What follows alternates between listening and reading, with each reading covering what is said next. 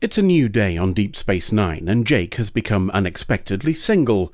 His girlfriend, Marder, though I suppose that's former girlfriend, has been accepted to an academy, and it's not close by. His dad tells him he'll get over it, and maybe find somebody else at the celebration tonight, which feels like kind of a dick move, if I'm being blunt. And to be fair, the celebration is a festival about looking forward rather than back, so maybe he thought it was appropriate. This festival is a big thing too, and it's bringing people onto the station. O'Brien's wife and daughter will be back from Bajor for a couple of days, and Vedek Bareil will be here too. That latter news seems to have thrown Odo somewhat, as he'd planned on taking part for the first time this year. News that Kira won't be alone when he sees her robs him of his enthusiasm.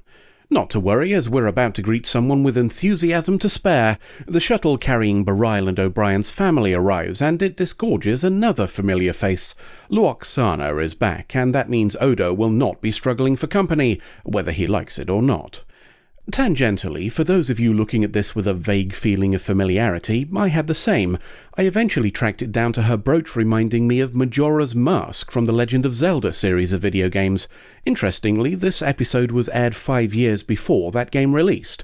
Probably unconnected, as the guy who designed the mask says it was inspired by Asian tribal aesthetics, but a fun coincidence nonetheless. Anywho, Lwaxana finds Odo as he's briefing someone on what to do while he's taking the day off. Lwaxana basically throws the guy out so she can work her magic on Odo, though the only spell she seems able to cast is keep at it until he gets tired of saying no. His excuse of attending the festival later is taken as an invitation, and she departs to prepare. Or perhaps she departed to hide whatever's wrong with her, as she experiences not inconsiderable brainial pain while in a lift. The expected relationship bliss for Kira and O'Brien isn't quite going how each of them planned. Kira has to deal with Bareil becoming stroppy when she says she needs to do festival things with Dax, and O'Brien's planned 2 days of perfection with Keiko go immediately off the rails when she says she wants her rest to be restful rather than getting dressed up and partying. The opening ceremony for the festival might explain why. Lwaxana's brainial problems seem to be catching, with Bareil and Jake both experiencing something similar. Flu season must be bloody awful on planets full of telepaths, if this is anything to go by. Jake's managed to shake it off, though, along with his misery about Marder. In fact, he's already moved on and decided that he's in love with someone else, news that takes Kira somewhat by surprise, as the person is her. At least she doesn't have to worry about Bareil being upset by Jake's attention. He's off somewhere else and making moves on Dax. Speaking of moves, Odo's got some. Bajoran music seems to be his thing, though the enjoyment becomes somewhat more difficult with Lwaxana pouring at him. He tries to scarper and is followed, with Dax getting a headache too as they pass. How curious that the affliction is only affecting named characters rather than bystanders. It's getting worse, too. A discussion between O'Brien and Keiko about her expedition being slightly extended spirals into an argument. He also gets jealous about one of her co-workers, and that's enough for her to leave. Jake has the opposite problem and is desperately searching for Kira. She's made herself scarce after telling Sisko what happened, but no amount of trying to convince Jake that he's making a mistake, or possibly on the rebound, will convince him. Perhaps O'Brien will be the first of them to turn his problems around. Quark's guessed the issue and is telling him that he made a mistake by letting Keiko do what she wants. You know, things like letting her take the job on Bajor, or treating her equally, or allowing her to wear clothes. Getting relationship advice from Quark is enough to snap him out of it, and he goes after her to try and fix the damage he's done. This burst of random affection is getting out of hand. Kira's attempts to spend some quality time with Bareil are rebuffed as he's looking for Dax, and he's not subtle about it. Dax is keeping out of sight by helping Sisko prepare for a celebration meal. She explains what's happening with Bareil and how much it'll hurt Kira when she finds out. Besides, his attentions are completely pointless, what with Sisko being the one Dax loves. Time for an emergency call to Bashir and a trip to the infirmary. Every test he's done has come up clean, though, and Dax tells them that's because the whole thing was a practical joke.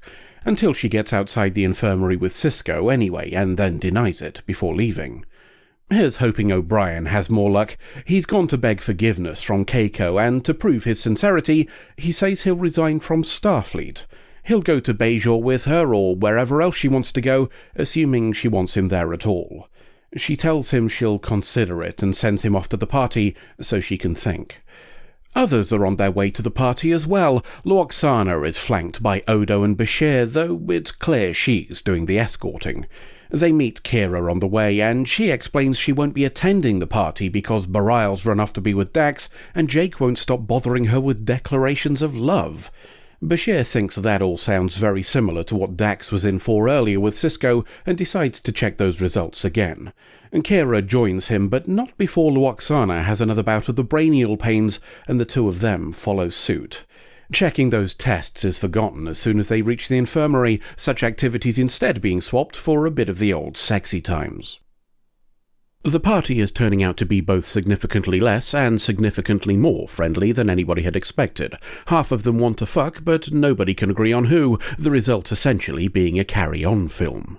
Cisco's had his fill and wants Bashir to check things over. Odo goes off to fetch him when Cisco can't get through, and Lwaxana decides to tag along. Bashir's not particularly interested in what Odo has to say when he arrives, but a little flash of anger is enough to make him give a damn, and off he goes with Kira to the party. It's all kicking off by the time they arrive, though at least Bashir and Kira seem to recognise that their own actions are weird, even if they're powerless to stop them. The sight upsets Jake, who joins O'Brien so they can sulk together. Jake is immediately ditched, however, when Keiko arrives, she and O'Brien making up. The arrival of Quark probably means it's comedy time, so let's take the pandemonium level back up again with some violence. Barial takes issue with Dax's attentions to Cisco and starts throwing hands, which is pretty optimistic when Cisco's previously proven that he's fine with twatting omnipotent beings. Him responding becomes unnecessary when Dax knocks Barial on his arse herself. Quark's turn to get involved now, and he's the latest to inherit Lwaxana's brainial pains, though this time the process is witnessed by Cisco and Odo. Bit odd, as I thought we'd established in previous episodes that Ferengi were naturally resistant to psychic shenanigans, but let's ignore that for now. His attention lands on Keiko, and he asks her to marry him. That goes about as well as you'd expect when her husband is in the room, and Quark gets some serious umox from him. Cisco intervenes in time to stop it from becoming a bloodbath, and explains that Quark is not to blame. Lwaxana seems confused when Cisco points to indicate that she is the source of their issues. Xanthi fever is a betazoid affliction that makes the affected squirt their emotions into other people's brains, albeit unintentionally. If she was, for example, getting the tingles for a certain security chief, then those feelings would infect those near to her when she had a brain fart. It would only kindle an attraction that was already there, says Bashir, even in subconscious form, which probably explains why plain simple Garak wasn't allowed to be in this story. As for treatment, he says he can sort Lwaxana with an injection or two, and everybody else will go back to being normal once she's stopped possessing them with horny.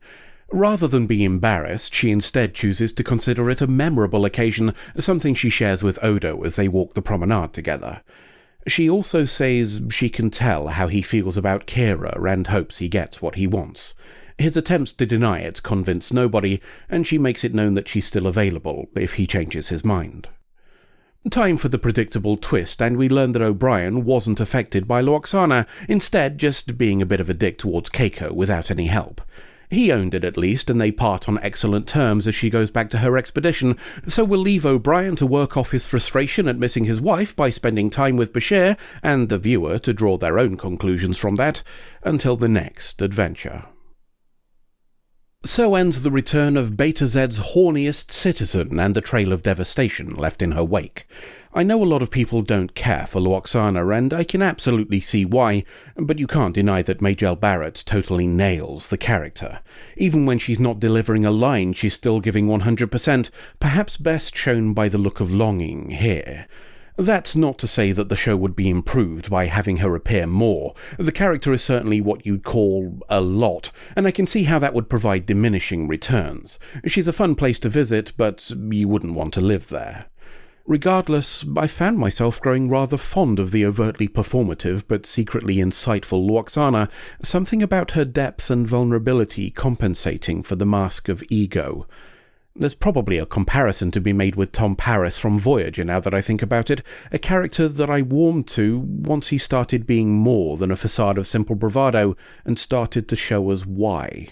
If we're going to be brutally honest, maybe I just find the thought of broken things being accepted reassuring. That might also be part of why Lwaxana is so enamored by Odo, now that I think about it. Knowing that he'll keep pining after Kira despite her ignorance of his affection may, ironically, be one of the reasons she's attracted to him. Offering him comfort for the same affliction she's suffering from may be oddly cathartic for her, a way to tell herself that she's right to be feeling it for him. Well, that all got a bit psychologically heavy, didn't it? Let's move on to some other interesting tidbits from this one. Perhaps of greatest interest for implications of the wider universe is Lwaxana knowing about Odo and the Founders. That she's informed about not only the Founders themselves, but also Odo's rejection of them in particular, suggests that the data has not been suppressed. This in turn leads us to consider why that might be the case. From a purely political viewpoint, the mission to find the Founders is a Federation-wide issue as they're considered a Federation-wide threat.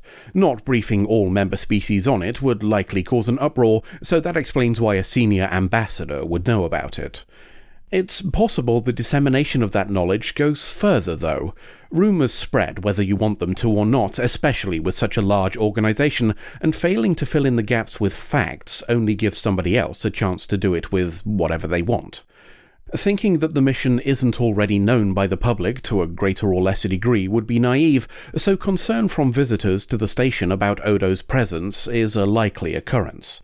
It's possible then that the knowledge of Odo's rejection might have been deliberately leaked by the Bajoran Provisional Government and Starfleet to minimise the complaints they might receive for his continued presence. We should also consider the potential propaganda benefits of doing so. A race of shapeshifters that hate solids is a scary proposition. Think about the impact of Odo's position in relation to that perception. The one member of that race who actually got to know us completely rejected his people to side with us. That's a public relations win, whichever way you slice it, and in a time when people are afraid, you take all of those you can get. Just a handful of other noteworthy things then, before we wrap up. The first is the blossoming friendship of Bashir and O'Brien. That they're comfortable enough with each other to be spending leisure time together shows as much the first time it's been explicitly stated, I think. It's not just the racquetball games either, but also them sitting and having coffee is miles away from how they were before. Building it over 2.5 seasons, the gradual increases feeling entirely organic is probably DS9's biggest slow burn success so far. And speaking of slow burns, we get another with mention of Kai Sin and her unexpectedly making Bareil an advisor. He's generous towards her and thinks the position has made her more of a leader. I'd be more cynical personally and suggest that keeping close ties with somebody who has popular support is a wise political move. It's also far more difficult to oppose somebody when the public associates you with them. Regardless, such comments serve to keep her in the mind of the viewer even when she's not appearing on screen. Lastly then is an incidental detail that nobody pointed out during the show, and I think is all the better for it. Quark wearing a Bajoran earring. Now, I'm not suggesting that it was done purely in the name of cultural exchange, as I think that would be naive. Is it to present himself as a more welcoming host and thus make more money?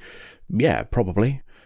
But it's still a greater gesture towards Bajoran culture than the majority of Starfleet personnel have made, which is quite telling for the people who like to consider themselves the diplomats of the Alpha Quadrant. End of episode. Any joy? This Mr. Morden chap isn't answering his calls. Bugger. Did you do the other ones as well? Yup, left him a message on all of them just to be sure. Well, that's kind of scuppered her only lead.